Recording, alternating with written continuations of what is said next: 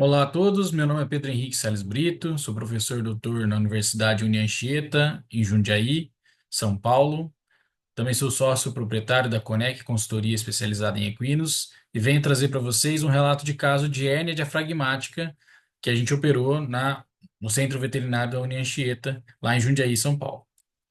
Hérnia diafragmática em equino, né, é uma casuística pouco frequente, podendo ocasionar geralmente cólicas e pode ter a origem congênita ou adquirida. Se a gente busca na literatura, nós temos diversos relatos de casos, tanto na literatura nacional quanto internacional, mostrando que são casos de difícil resolução, muitas vezes esses pacientes vindo a óbito e tendo o diagnóstico definitivo, ou, né, o reportado, na sala de necrópsia. Mesmo trabalhos internacionais, né, trazem como um prognóstico ruim desses animais que apresentam hérnia diafragmática e são necessárias, então, intervenção cirúrgica. Venho trazer então para vocês um equino SRD de 15 anos de idade, que foi encaminhado para o nosso centro veterinário, na União Anchieta, com um desconforto abdominal há aproximadamente 2 dias. O animal apresentava taquicardia, taquipneia, desconforto abdominal moderado, mucosas congestas e tempo de preenchimento capilar em torno de 3 segundos. Pela palpação retal e exame ultrassonográfico, né, suspeitou-se de deslocamento de colo maior, uma vez que a flexura pélvica não era palpada, né, na região habitual dela. Então, apresentando um posicionamento ectópico. Encaminhando então esse paciente para a laparotomia exploratória. Durante a laparotomia exploratória, logo após a indução anestésica, foi conduzido esse animal para o centro cirúrgico e mantido esse animal sob anestesia geral inalatória. Aí já apresentou o nosso primeiro grande desafio, a estabilização ventilatória desse paciente, uma vez que apresentava grande dificuldade de expansão do tórax. Por mais que a gente ajustava a pressão do equipamento, essa expansão do tórax era pouco expressiva. O animal começou a ficar cianótico.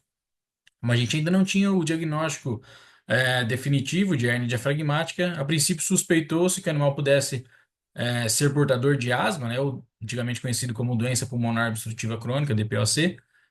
E esse animal, então, foi rapidamente realizada a intervenção, o início da cirurgia, com uma incisão pré-umbilical com aproximadamente 25 centímetros, onde foi constatado que o cólon se encontrava dentro do tórax através de uma hérnia diafragmática. Então, foi ampliada essa incisão, em torno de 40 centímetros, cranialmente, em direção ao processo tifoide, e foi possível visualizar a laceração desse diafragma com o acesso, então, do cólon maior em direção à cavidade torácica.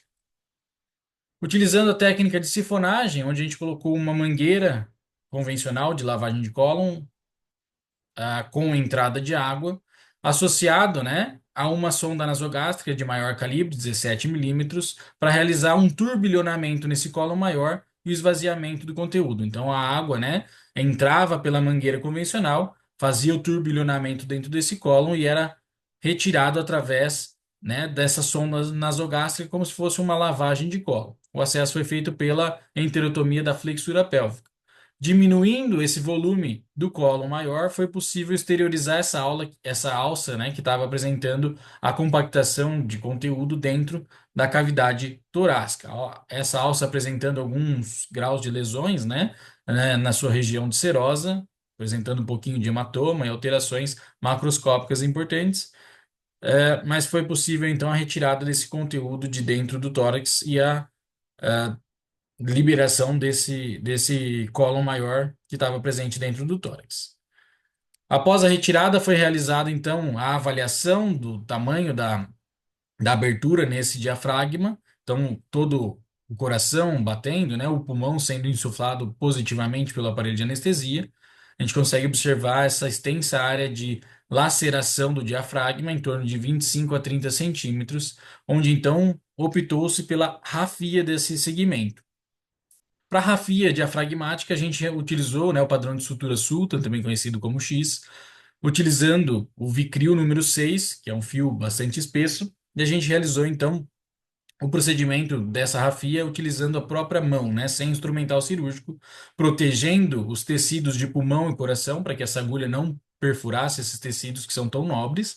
A gente foi realizando, né, então, a esses pontos de dorsal em direção à região ventral, até o último ponto em que a gente então conseguiu fazer, né, a pressão, atar esse nó, após uma insuflação do pulmão pelo aparelho de anestesia. Então, retirando o máximo de conteúdo, de ar e de líquidos da cavidade torácica, eu pude então atar o último nó, selando novamente a pressão positiva presente nesse tórax. Com pós-operatório, a gente realizou penicilina potássica, 25 mil unidades internacionais por quilo, 4 vezes ao dia via endovenosa.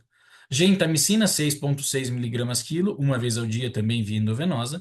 Metronidazol, 20 miligramas quilo, 3 vezes ao dia via endovenosa. Além do flunixin meglumine, 1,1 miligrama quilos, 2 vezes ao dia também por via endovenosa.